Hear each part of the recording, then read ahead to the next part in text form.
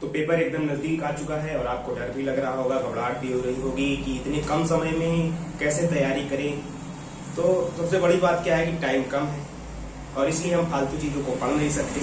तो कम समय में ज़्यादा अच्छी चीज़ों को और ज़्यादा से ज़्यादा कैसे पढ़ें, उसके लिए हम आपकी हेल्प करने जा रहे हैं और हम आपकी प्रैक्टिस करवाने जा रहे हैं। प्रैक्टिस कैसे करवाएंगे? पिछले साल जो भी पेपर हुए हैं उनको हल करेंगे, उसमें सारी चीज़ों को देखेंगे कैसे क्वेश्चन आता है और साथ ही साथ कुछ नई चीज़ों को भी सीखते जाएंगे जैसे जैसे बीच में आता रहेगा और आपके अंदर से एग्जाम का डर निकालते रहेंगे। तो मेरे पास यहाँ पेपर है 2022 का पेपर है। सेट नंबर है 824 BO, ठीक है, आप मिला सकते हैं।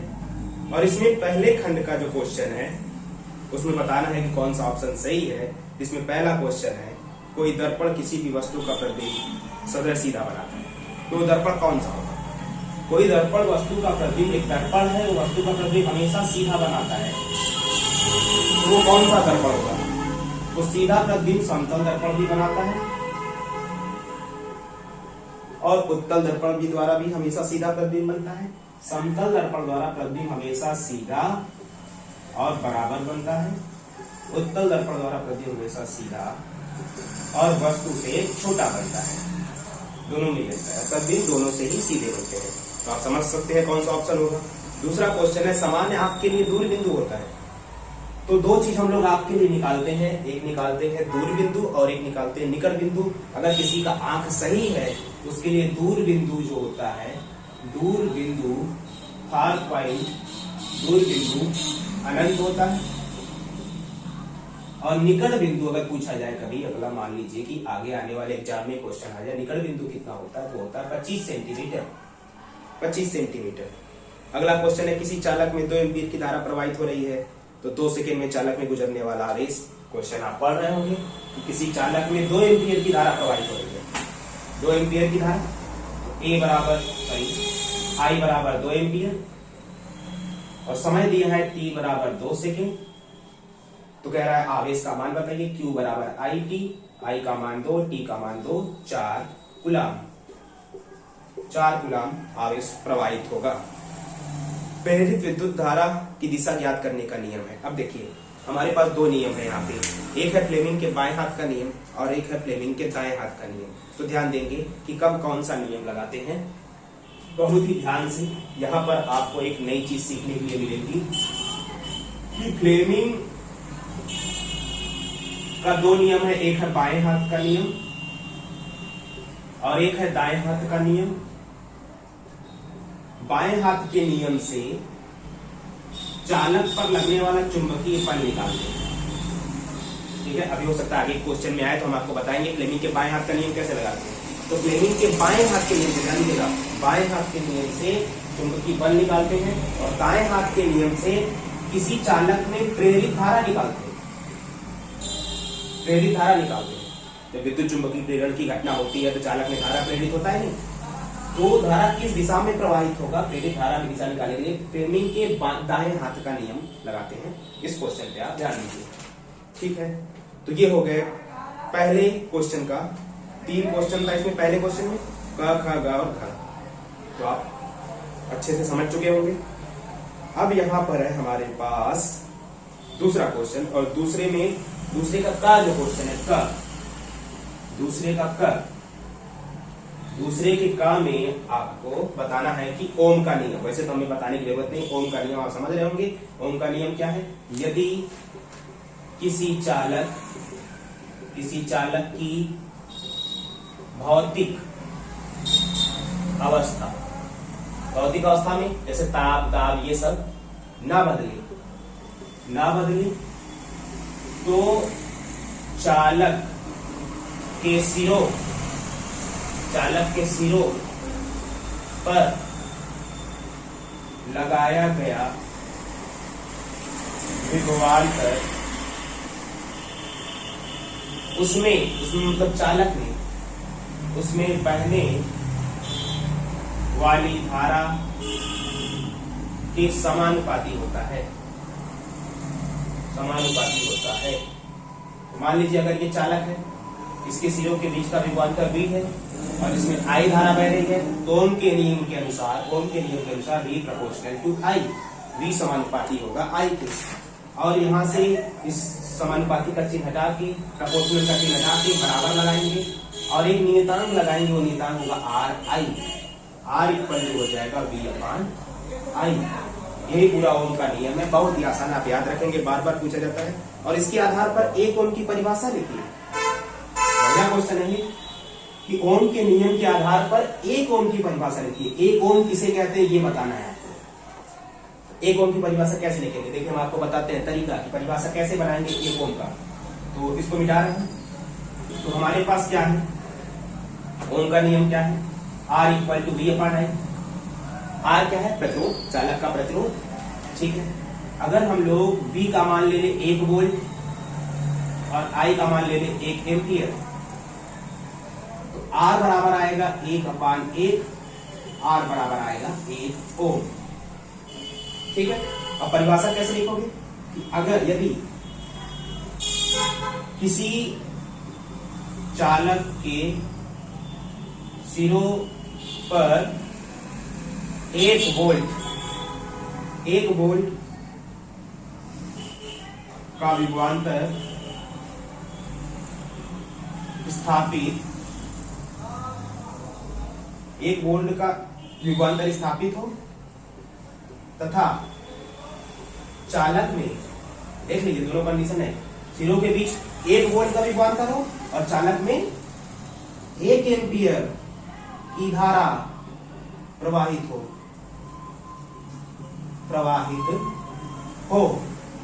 तो चालक का प्रतिरोध कितना होता है, 1 ओम हो। तो चालक का प्रतिरोध 1 ओम कहलाता है। बहुत आसान है। यदि किसी चालक के सिरों पर 1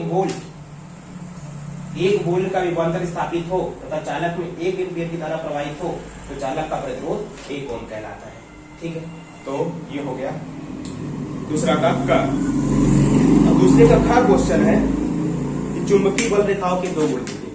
ये बहुत ही आसान क्वेश्चन है। चुंबकीय बल रेखाओं के 2 गुण, मतलब कि आराम से आपको 2 नंबर मिलेंगे, 2 गुण लिखना है। तो चुंबकीय बल रेखाओं के 2 गुण में आप किताब में भी देखेंगे, आपको मिल जाएगा, आप अपने पढ़े होंगे क्लास में, स्कूल में। तो पहला गुण है, देखो ये कोई चुंबक है, चुंबक का उत्तरी ध्रुव है और चुंबक का दक्षिणी ध्रुव है। आपको पता होना चाहिए कि चुंबक के उत्तरी ध्रुव से चुंबकीय बल रेखाएं निकलती हैं और दक्षिणी ध्रुव में प्रवेश करती हैं, और दक्षिणी ध्रुव से होते हुए फिर उत्तरी ध्रुव में समाप्त हो जाती है, ठीक है। ये उत्तरी ध्रुव से निकलेंगी, उत्तरी ध्रुव से निकलकर दक्षिणी ध्रुव में जाएंगी और पुनः उत्तरी ध्रुव में विलीन हो जाएंगी, समाप्त हो जाएंगी। ये पहला गुण हो गया। और इस समय हम लोग देख रहे हैं कि एक वक्र बन रहा है और ये वक्र बंद है। तो दूसरा गुण यही हो गया कि चुंबकीय बल रेखाएं बंद वक्र में होती है। पहला गुण क्या है कि उत्तरी ध्रुव से निकलकर दक्षिणी ध्रुव में जाती है और फिर उत्तरी ध्रुव में चली जाती है। और दूसरा गुण क्या है कि चुंबकीय बल रेखाएं बंद वक्र में होती है। बंद वक्र में, ये ऐसे बंद वक्र में होती है। और भी गुण आप देखना चाहे तो आप देख लेंगे अपनी किताब में। दूसरे का ग क्वेश्चन है, ये भी 2 नंबर का है और ये बहुत आसान है। तो देखते हैं दूसरे का ग। दूसरे क्वेश्चन, तो दूसरे का ग हम लोग क्वेश्चन देते हैं। कह रहा है कि 16 सेंटीमीटर फोकस दूरी के अवतल दर्पण के सामने, तो एक अवतल दर्पण है,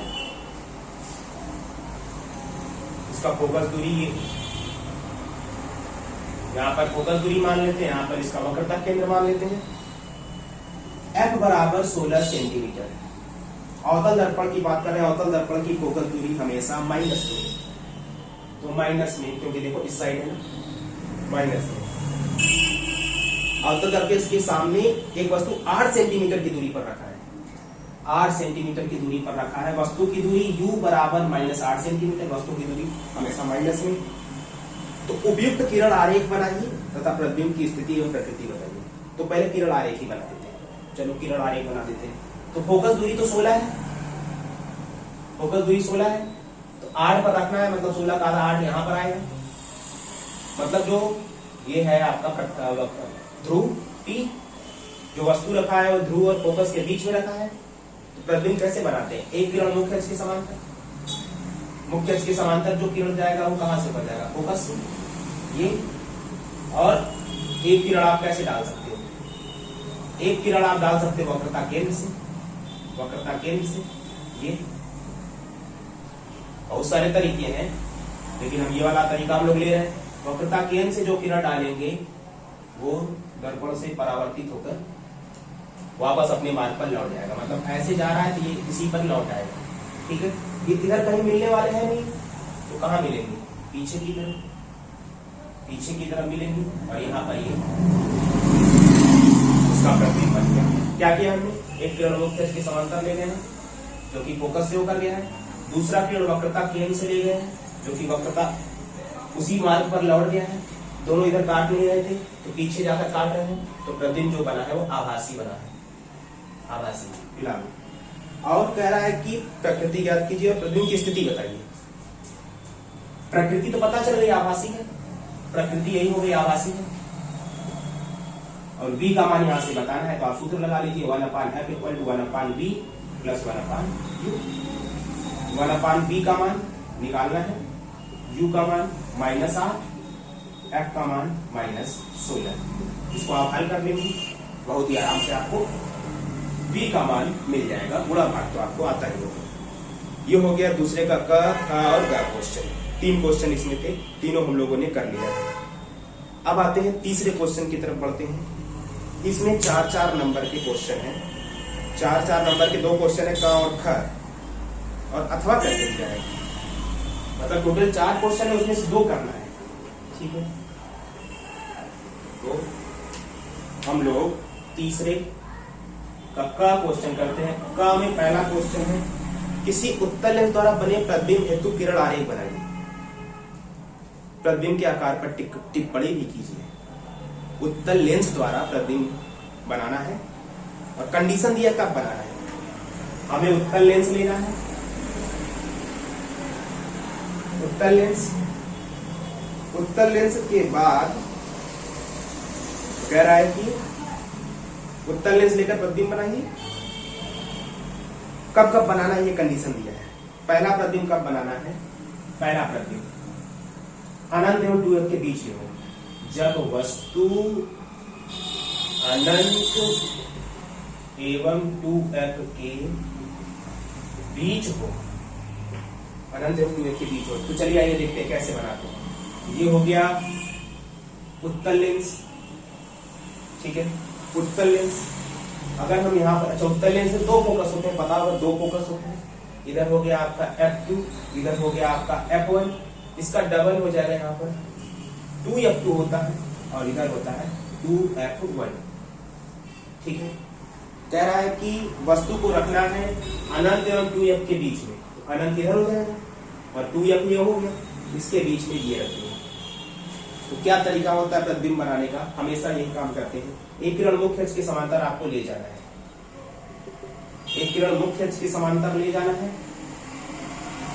मुख्य अक्ष के समांतर चलने वाली प्रकाश किरण उत्तल लेंस से अपवर्तन के बाद यहाँ फोकस से होकर जाती है और दूसरा किरण आपको डाल देना है प्रकाशित केंद्र पर।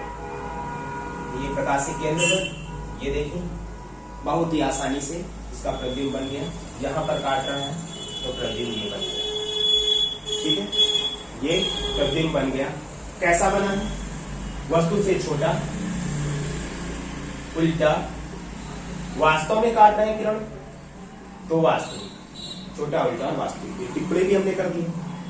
और फिर इसी में दूसरा पार्ट है, जब वस्तु लेंस से 2f दूरी पर ही हो, मतलब जब यही पर स्थित हो 2f पर, तो आप बना सकते हैं बहुत ही आराम से। देखिए कैसे।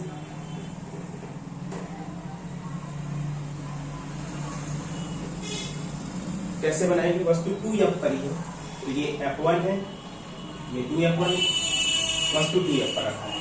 तो एक किरण मुख्य अक्ष के समांतर, मुख्य अक्ष के समांतर जो किरण चलेगा वो हमेशा फोकस से होकर जाएगा और दूसरा किरण प्रकाशित केंद्र से,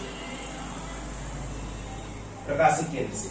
तो आपका प्रतिबिंब बनना चाहिए, वो थोड़ा किरण इधर उधर होने की वजह से 2f2 पर नहीं आया, अन्यथा आपका जो प्रतिबिंब है वो बनेगा 2f पर ही बनेगा। 2f पर वस्तु रखा है तो प्रतिबिंब 2f पर ही बनेगा। उल्टा बन रहा है, वास्तव में किरण काट रहा है तो वास्तविक बन रहा है और वस्तु के बराबर बनता है, याद रखेंगे वस्तु के बराबर। ठीक है, तो ये हो गया तीसरे का क। और इसी में अथवा करके दूसरा क्वेश्चन दिया है, वो भी देख लेते हैं, क्योंकि हम लोग सीख रहे हैं, प्रैक्टिस कर रहे हैं और आपको ज्यादा से ज्यादा फायदा होना चाहिए। इसीलिए अथवा करके तीसरे कक्षा का अगला क्वेश्चन है, एक 20 सेंटीमीटर फोकस दूरी वाली, f बराबर 20 सेंटीमीटर, फोकस दूरी 20 सेंटीमीटर, अवतल लेंस है तो माइनस, अवतल लेंस की फोकस दूरी माइनस में, सामने 20 सेमी की फोकस दूरी पर, 20 सेमी की फोकस दूरी पर एक वस्तु स्थित है, मतलब 20 सेमी की दूरी पर वस्तु स्थित है, 20 सेंटीमीटर की दूरी पर ही स्थित है। तो वस्तु के प्रतिबिंब की स्थिति बताना है, प्रकृति बताना है, किरण आरेख खींचना है। तो कैसे करोगे? v बराबर निकालना है, फार्मूला लगा दो 1/f = 1/v minus 1/u। v का मान रख देना, सॉरी v का मान निकालना है, u का मान -20 रखना, f का मान -20 रखना, v का मान निकल के आ जाएगा यहाँ से। वो तो कर सकते हैं। किरण आरेख बना के हम आपको बता देते हैं किरण आरेख कैसे खींचेंगे। ये हो गया अवतल लेंस, अवतल लेंस, तो अवतल लेंस के सामने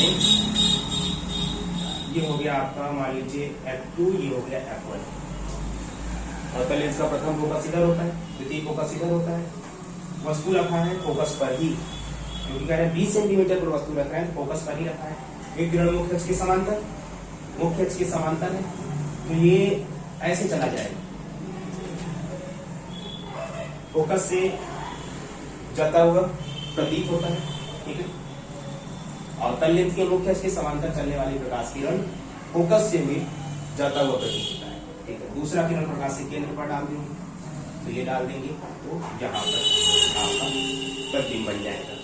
ठीक है, तो ये हो गया किरण आरेख। अब तीसरे का ख देखते हैं, तीसरे का ख।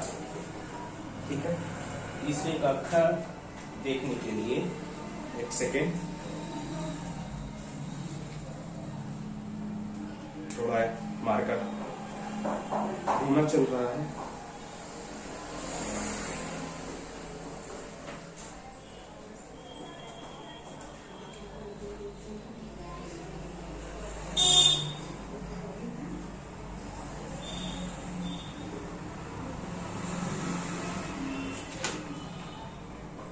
तीसरे का ख,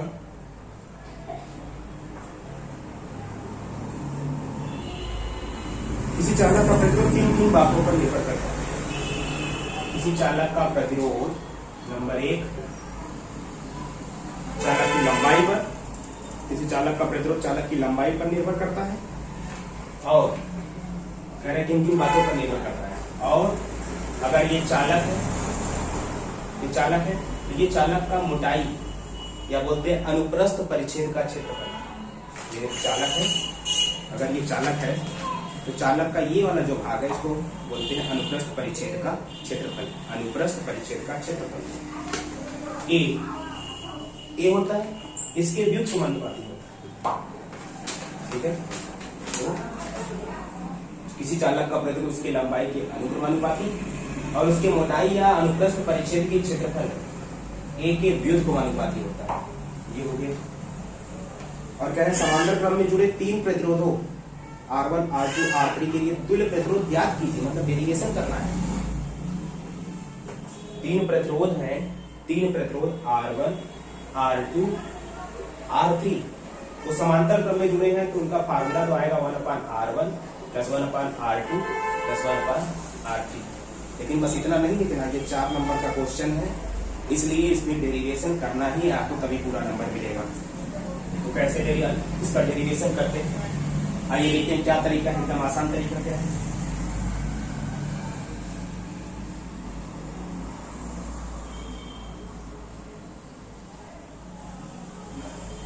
ये 3 प्रतिरोध है, इनको समांतर क्रम में जोड़ दिए, ये R1, ये R2, ये R3, एक 20 वोल्ट के बैटरी से जोड़ दिए। ठीक है, ध्यान देंगे जब प्रतिरोध समांतर क्रम में जुड़े हों तो इसका भी विभवांतर V होगा, इसका भी विभवांतर V होगा, इसके सिरों के बीच का विभवांतर भी V होगा। ये ध्यान देने वाली बात है कि जब तीन प्रतिरोध समांतर क्रम में जुड़े हों तो सभी के सिरों के बीच का विभवांतर V होगा, सभी के सिरों के बीच का विभवांतर V होगा। ठीक है, तो मान ले रहे हैं यहां से I धारा जा रही है,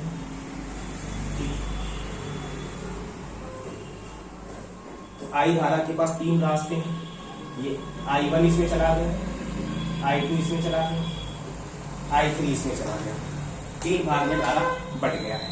ठीक है, तो अब देखिए ओम का नियम लगाएंगे, ओम का नियम, और आप देखेंगे बहुत आसानी से भी आ जाएगा, ये डेरिवेशन हो जाएगा। ओम का नियम लगाएंगे, ओम का नियम किस रूप में लगा रहे हैं? ओम का नियम क्या होता है? V equal to I R या I equal to V upon R.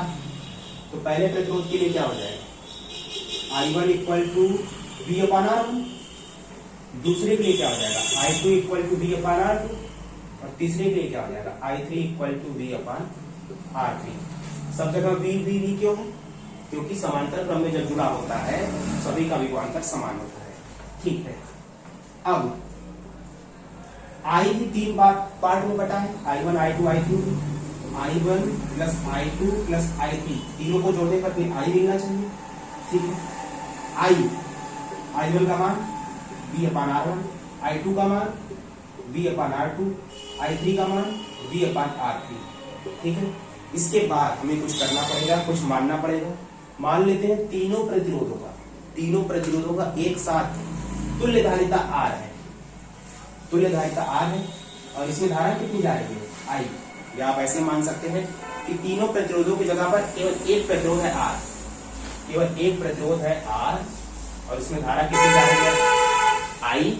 तो ओम का नियम लगाएंगे जनाब, I इक्वल क्या आएगा? V upon R।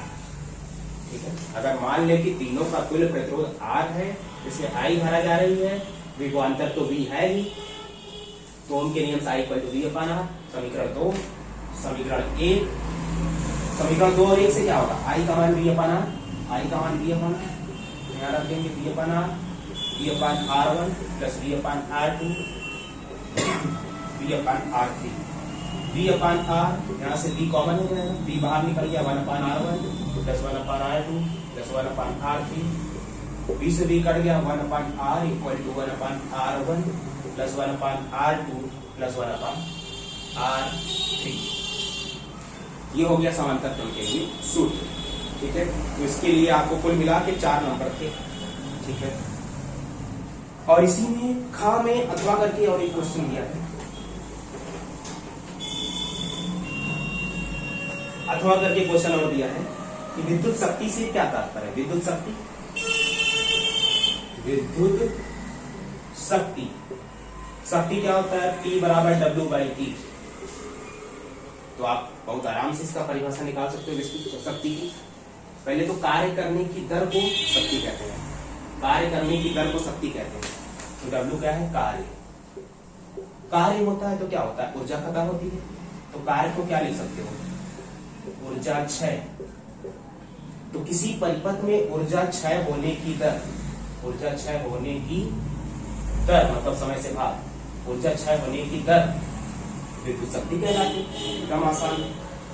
कह रहे हैं कि 200 वाट का एक हीटर, P बराबर 200 वाट का एक हीटर 250 वोल्ट के मेन से जुड़ा है, V का मान 250 वोल्ट। गणना कीजिए हीटर का प्रतिरोध, हीटर में प्रवाहित धारा समय I का मान बताना है, तो P equal to VI। P का मान रखिए, V का मान रखिए, I का मान आ जाएगा।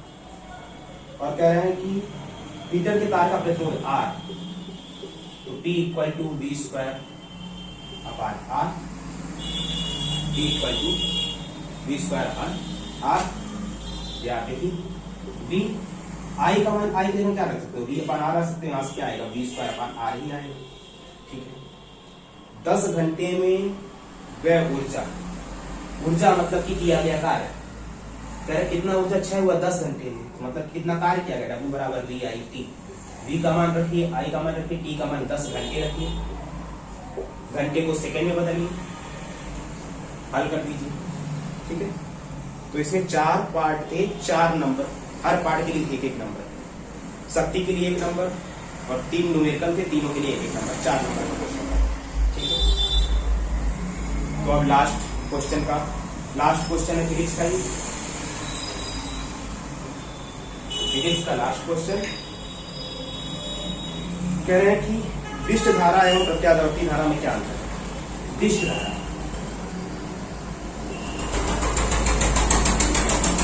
डायरेक्ट करंट समय के साथ नियत होती